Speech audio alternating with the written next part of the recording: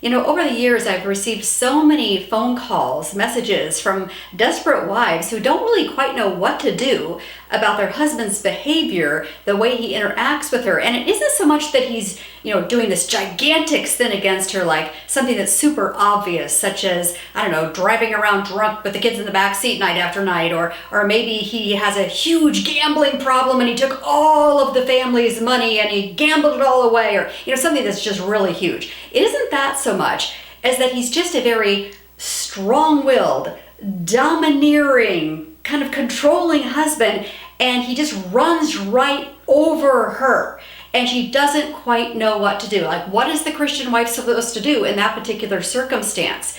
Well, a couple of verses have been instructive, so I want to share them with you if this is your situation and you're wondering what to do. Is this normal? Do I just need to submit to this? Well, here are a couple of verses to think about, and they're actually verses that are directed by God toward husbands about how husbands are supposed to interact with their wives. The first is in 1 Peter 3, verse 7. It says this: "Husbands, in the same way, be considerate as you live with your wife, and treat your wife with respect."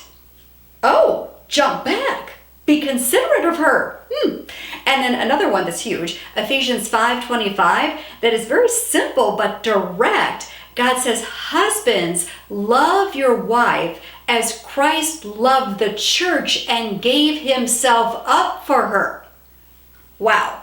In other words, God is saying, He's calling husbands to be self-sacrificing, to put their own needs sometimes on the back burner and actually be considerate of their wives. So this means your husband should pay attention to you a little bit, should actually consider your needs, your desires, your opinions, your input, your suggestions, that he shouldn't just dismiss all of your ideas or all of your needs or concerns, that he should actually listen, pay attention, and maybe actually incorporate some of your suggestions or pay attention to some of your needs and desires as well. Not that you should run the show, but neither should he run the show either, totally dismissing you.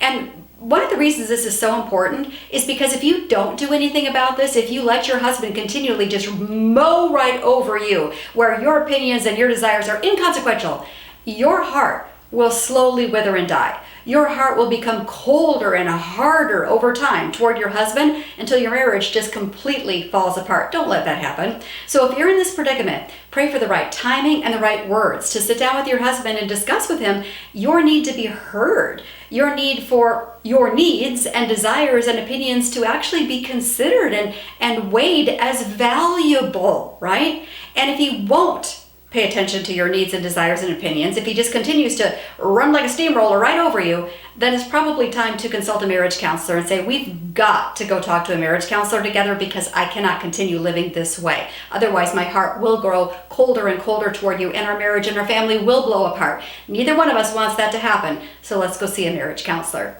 Don't let this go on too long, ladies. Do not let your heart grow too cold that you can never come back.